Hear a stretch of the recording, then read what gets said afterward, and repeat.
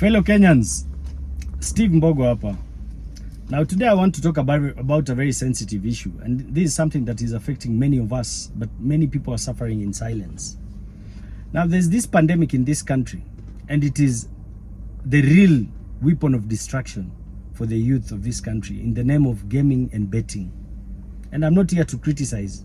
I want us to reason together, because it's something that is going to cost us as a nation. Today, you all understand that we are alone. You know, the government and the opposition are in the same bed. So Kenyans, we need to start speaking out on our issues, the real issues, and see how we can chant the way forward. And I believe the first thing is through civic education. Let us educate one another. Whatever you know, pick your phone, talk about it, speak it out. Now, today, out of 10 young people, 6 or 7 are addicted to gaming and betting. The worst bit about it is that people don't understand the relationship between betting and the normal functioning of the body. In the human brain, there is a chemical called dopamine. Dopamine is a neurotransmitter or a chemical messenger. Its main purpose in the brain, it is manufactured in the brain, and its main purpose is for creation of pleasure or motivation. It is what gives you pleasure. Let's say when you play football or you play any game, or maybe you even drink alcohol, it is the chemical that brings that pleasure in your mind. Now, excessive or shortage of dopamine in the brain has gross effects to one's life. I'm talking of now the physical and both the biological functioning of the body. Now, scientifically, it's been proven today. I'll give you examples so you know the level of effect gaming has on a human brain.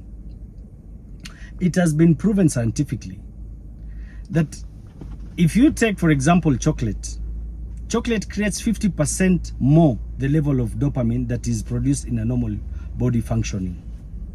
Something like cigarette produces 100% more the normal functioning or the normal production of dopamine. Cocaine produces about 200%. Gaming produces up to 300%, and that is where the problem begins. Now, what normally happens is that gaming is dangerous to the brain and creation of dopamine because it creates what we call a rapid reward system, and that creates a rush and high production of dopamine in the brain. And that is why you'll notice many people who are used to playing these games and betting, at the time he's not gaming or he's not playing the games or betting, his mood is very low. There's nothing else that excites them apart from playing that game. Why? Because for him to reach that level of dopamine, for the normal functioning of his brain, for him to create pleasure, he only has to rush back and play that game. Many people who bet, they'll tell you, I don't bet a lot of money. You know, I put 20, I play 50, I pay 100. The problem is not the money factor, but the addiction in it. That is where the problem begins. People are hooked into gaming. Most of the people I've talked to, they don't even know why they play. They don't even like the game. And if you look at these games, they don't make sense. It's not like when you were growing up, we used to play brick game and snake, where it had a meaning. These are games that people are just spinning, you know, like the slot machines in casinos. So basically what these guys have done, they've taken the casino from the casino and brought it to our phones. So government, I want to talk to CS Kindiki. Instead of this issue of banning TikTok, we know what is happening. You're not banning TikTok because TikTok is used to create propaganda.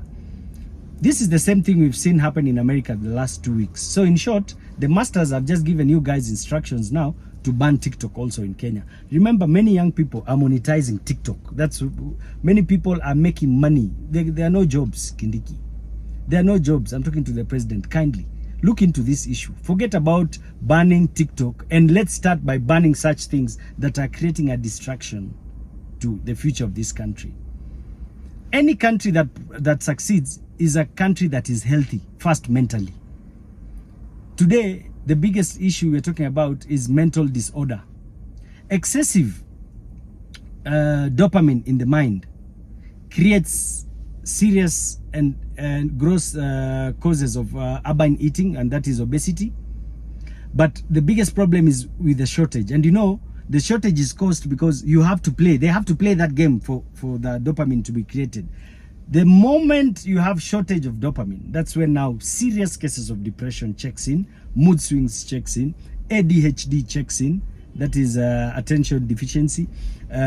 We have other cases like anxiety. It affects your kidney functions. It affects the vessel function of your body, hence can lead to high blood pressure problems. This is information that is out there. Kenyans, go read and let's speak. Anyone who has any information, let's share. And I'm sure right now, for the MPs who are listening to me, I know they've prepared a bill for you to go and ban TikTok. That is, we know the problem is wajinga waliisha Kenya. I know the next thing that is going to happen, you're going to be given a bill, and because you're all in one bed, you're going to ban TikTok, forgetting these young people are monetizing and making money and surviving using that TikTok. What you should deal with, go do independent research on this thing I'm talking about called dopamine and gaming. Then you'll understand the problem this country is in. And people are keeping quiet because the people who own these companies, they're in government, they're MPs, they're in power, they're the bosses of the country. There are people who are in government offices. They're the people who are killing this nation with this gaming. 2-3 people cannot make money off the future of this country. We cannot allow it. Kenyans, it's time to rise up. Let us speak. This is our constitutional right, and it's enshrined in the constitution. And because we are alone, ni tujitete na msiseme ya mukuambiwa. Kenyans, kindly go read about dopamine and gaming.